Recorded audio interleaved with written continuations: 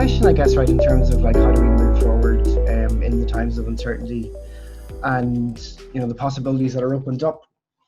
I kind of come at it in a way with like trying to think through, I guess, my work as a communications officer with Kolov, some of the work that I'm doing around I guess monitoring the far right, and then more, I guess, more work kind of more historically around kind of anti-war and anti-capitalist.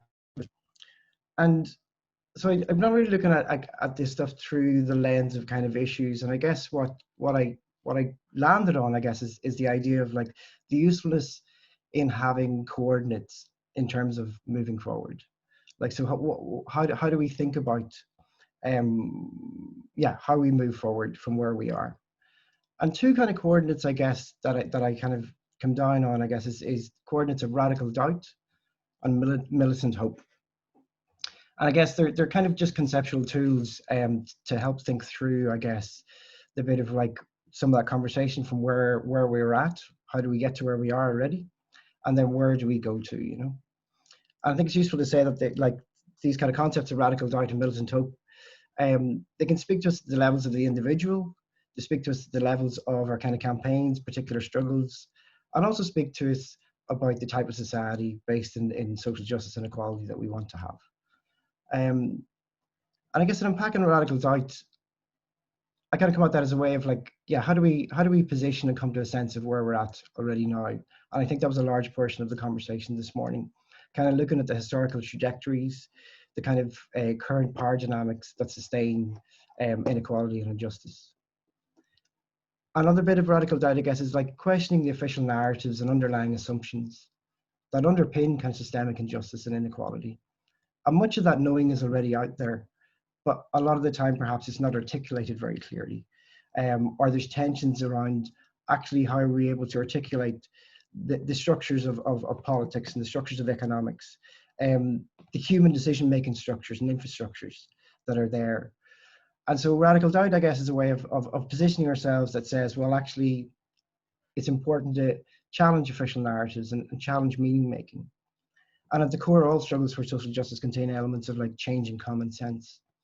So there's a bit of like, sort of radical doubt, kind of interrogating the narratives and structures of power structures that fuel that kind of human decision making.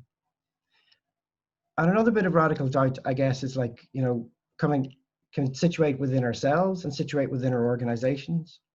And it kind of means embracing and sitting with some uncomfortableness as individuals, as movements, and as institutions and organizations. And as someone who works in the professional NGO sector, how do we kind of hold the good work that we're kind of doing around education, around literacy, around social justice and equality, around empowerment, and very definite, meaningful social change? How do we hold on to that, yet at the same time kind of hold on to the possibilities that some of our work is actually enabling and complicit in sustaining actual structures of inequality themselves? And I guess so. It's in that it's about opening ourselves up to asking those kind of questions. It also kind of asks us to query like the truths and promises that no longer hold. So, for example, the narratives that capitalism as it exists, or, representative democracy as we have right now, inherently means everyone lives a healthier and better life and trickle-down economics. Does that really exist? Is that true? How do we question that? How do we understand perhaps the relationship between racism, patriarchy, capitalism? It means kind of questioning the assumptions of technological transformation and around communications technology that are sold to us, I guess, as essentially and intrinsically forces for good, but actually are they?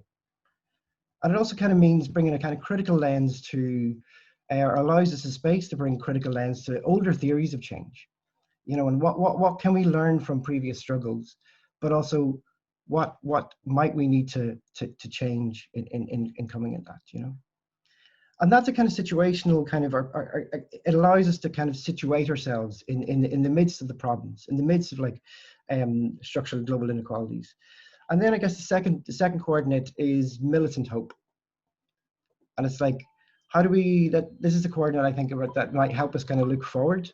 And I'm running out of time, I think, actually.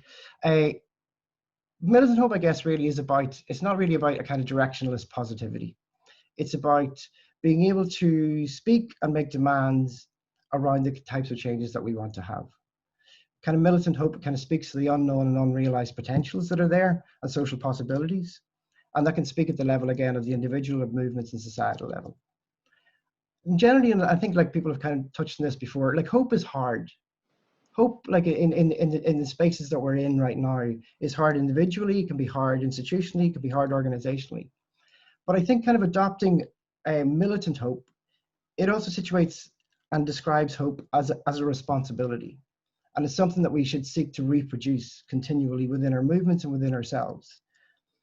And it's also militant in the sense that it asks for accountability from ourselves and from our movements. And I think there's that bit of like of situating kind of that militancy, not from a machismo approach, which kind of militancy is often described.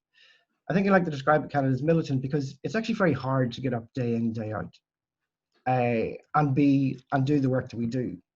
And I think sort of having a militant hope recognizes the natures of the pushbacks that come from social injustice and inequality whenever you're trying to make and trying to be involved in those kind of changes.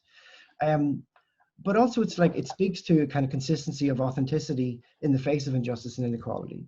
It speaks to regularly turning up with care and solidarity. And there's a kind of, I think there's a usefulness in placing and naming that as a militant political position and social position.